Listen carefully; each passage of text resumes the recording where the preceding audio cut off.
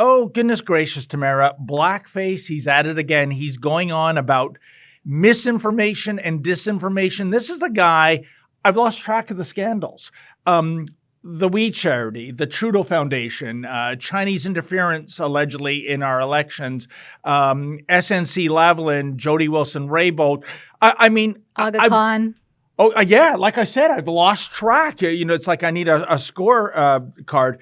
But yeah, he's going on about misinformation and disinformation vis-a-vis information surrounding the vaccines. Let's see what blackface has to say and try to make sense of it all. Oh, gosh.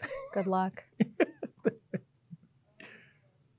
Oh, we're in perpetual load mode. Oh, it's the wheel of death. Well, you know what? I'll tell you, maybe that's a gift. When blackface is censored by the tech gremlins, who am I to complain? I think we got it now. Here you go.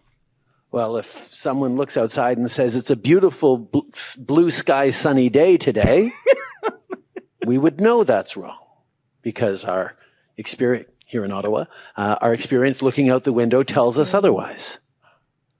We experienced it differently. But if someone says the earth is flat, you can see extensive YouTube pages devoted by people who've decided, and this is a recent phenomenon over the past decade or so, that the earth is flat, because their experience as they look out to the horizon is, boy, the earth sure looks flat. So it can't just be about perception. You look on the Weather Channel. Oh, it's raining in Ottawa. Okay, so it's not a blue sky sunny day. We have to agree that we're going to agree with the Weather Channel on this, or with the scientists from Environment Canada who are saying that it is sunny today in Ottawa, or it is rainy here today in Ottawa. There has to be an acceptance that there are experts out there that create a basis of fact that was built up on in generations to tell us that, you know, water is wet and it freezes at 0 degrees Celsius, and it, you know, there are scientific realities that have been proven and accepted. And the challenge that we have now is that increasingly misinformation and disinformation is carrying people to believe things that are untrue. And vaccinations is a perfect example of it. Yeah. Oh, Tamara, is that not rich? Blackface lecturing us on disinformation and misinformation. And one of his examples is vaccines. And I know you've got lots to say about that. But I got to ask you a question. Given that delivery, and I know he's a former part-time drama teacher, was he auditioning there for the host of Romper Room? I felt like this was a junior kindergarten teacher lecturing the little kids in the classroom on blue skies and a sunny day. I mean, that was embarrassing.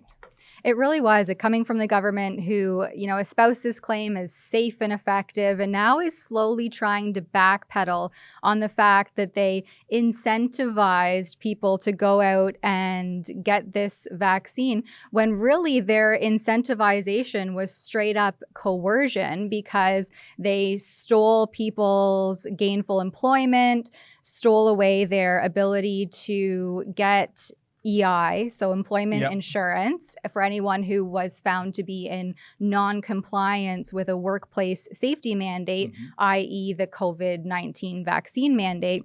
So it's really funny to see, because we have the receipts. We actually have all of the clips where Trudeau espoused very segregationist rhetoric about who is and is not vaccinated and who is and isn't putting people at risk.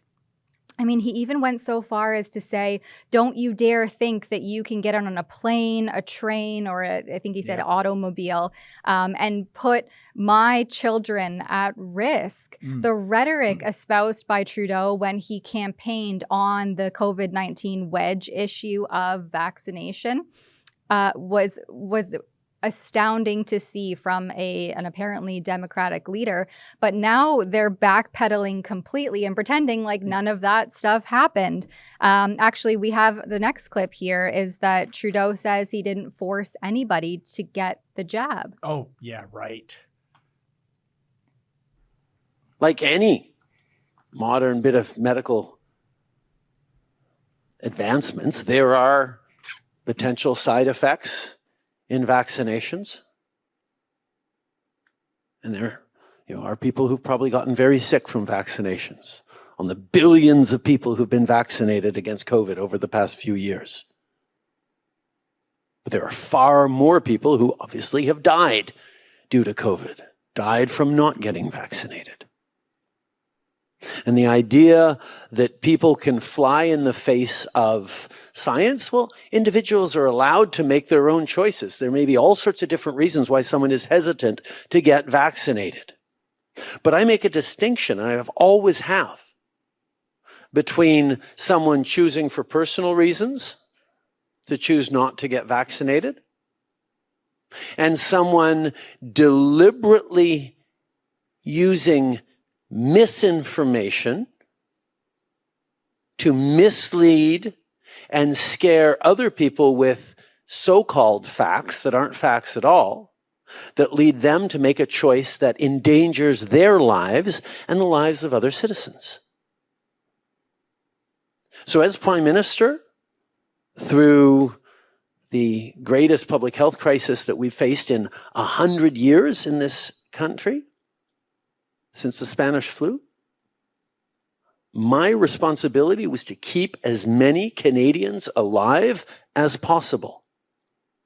And all of the scientists and the medical experts and the researchers, not just in Canada, but around the world, understood that vaccination was going to be the way through this. And therefore, while not forcing anyone to get vaccinated, I chose to make sure that all the incentives and all the protections were there to encourage Canadians to get vaccinated. And that's exactly what they did. We got vaccinated to a higher level than just about any other of our peer countries. And that's why we had a less deadly pandemic than most other countries. Yeah, Tamara, blackface does it again. He is correct, folks. There were no forced vaccinations, i.e. the federal government didn't have vans shanghaiing people off the streets and jabbing a needle into their arms. But that's not to say there was no coercion, like being suspended without pay, which is a fancy way of saying you're fired. If you don't get the jab, you're not going to have your job. That is talk about misinformation and disinformation, Tamara. He was giving his government and other governments, municipalities, provincial governments, there's plenty of blame to go around here.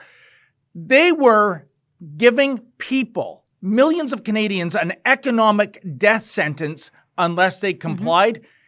To me, that is a forced vaccination. I'm sorry. Well, and that's one of the WHO's, the World Health Organization's #1 social determinant of health is your ability to be gainfully employed and having that financial security. Yep. And that was stolen from people by this same government all throughout 2021. I mean, personally, I have a friend who, I don't know if they'll go back to working with the federal government, but had a job with the federal government in 2021, was pregnant, did not want to receive this experimental injection despite being very much pro other vaccines, and had to go on an early maternity leave because push was coming to shove and there was decisions that had to be made. And so has been on an early and now extended maternity leave ever since. And I don't know what will happen in the end.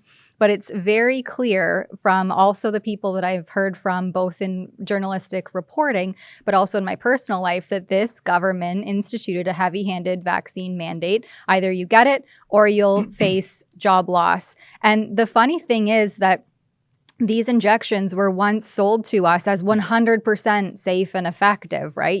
There was no risk of a vaccine reaction. And now you have our fearless leader, Justin Trudeau, acknowledging that there are risks. Well, where were you the last 2+ years stating that these were 100% safe and effective for everyone from 6-month-olds up until, you're on your deathbed? Oh, 100%. And, here's an anecdote, Tamara, and I don't know if you're coming across this more and more frequently, because I sure am. Just last week, I was at my eye doctor for an appointment. I was speaking to the assistant to my eye doctor, and she told me, a lovely lady in her 40s, very healthy.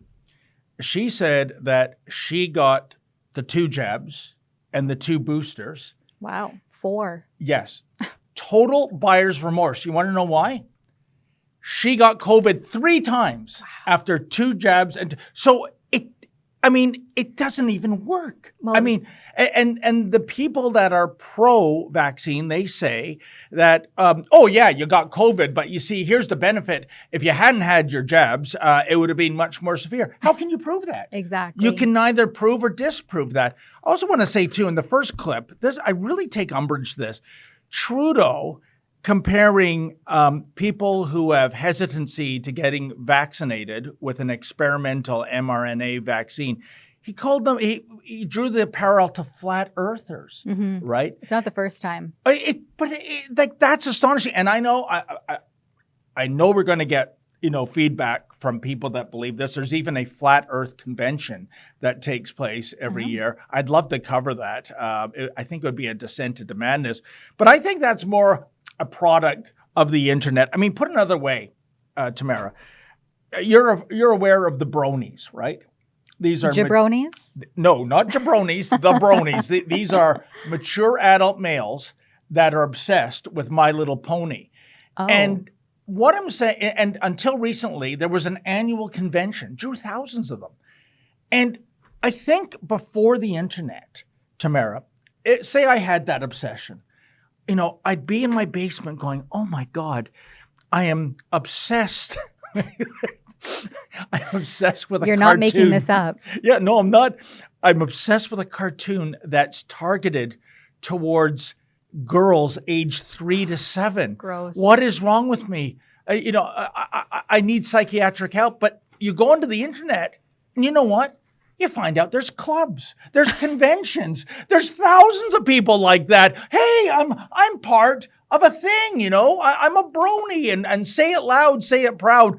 This has been one of the most unfortunate effects, I think, on misinformation and disinformation. It's just the very existence of the internet. Let's not forget that this government was the purveyor of mis and disinformation throughout the onset of the pandemic. Right at the beginning, March 2020, our public health overlord, Chief Public Health Officer Theresa Tam, she couldn't decide whether or not we should close the borders. At first, it was racist and xenophobic. And then all of a sudden, we should close the borders. And then at first, it was masks don't work. They do nothing to stop the spread of a virus, an invisible virus at that. And then all of a sudden, masks do work. And so the flip-flopping of this government throughout the last 3 years, but very heavily in those first few months of the pandemic, as they disregarded completely all of the well-established pandemic response plans that we had in place, both as a country and also provincially. They have been the leaders of misinformation, and now they're just flipping that script onto anybody who was actually following the science or following the facts and pointing out those loopholes. So this is really an interesting unfolding, and there's no acknowledgement of a need for an apology here. This is just trying to cover your rear end. No, and Tamara, I'm surprised you forgot the biggest lie of all. Remember 2 weeks to flatten the curve? Remember that? That's a clip from something we call Rebel News Daily. It's our daily live stream hosted by my friend David Menzies, but the show also includes a rotating cast of hosts and special guests, including me. It's a great way for us to talk about the news of the day as the news is happening in an unscripted fashion, and it's an awesome way for you to interact with us as well. We stream every weekday, 1 p.m. Eastern, 11 a.m. Mountain, wherever you find Rebel News. See you there.